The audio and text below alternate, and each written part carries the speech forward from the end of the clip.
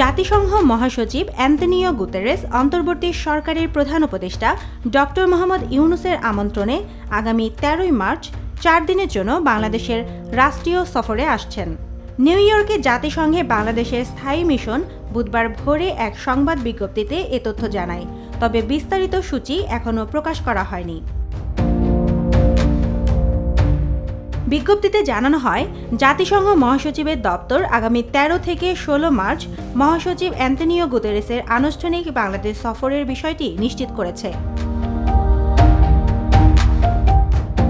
গত ৭ ফেব্রুয়ারি প্রধান উপদেষ্টার রোহিঙ্গা ও অগ্রাধিকার ইস্যু বিষয়ক বিশেষ দূত ডক্টর খলিলুর রহমান নিউ ইয়র্কে জাতিসংঘ মহাসচিবের সঙ্গে সাক্ষাৎ করে ডক্টর ইউনূসের পাঠানো আমন্ত্রণপত্র হস্তান্তর করেন।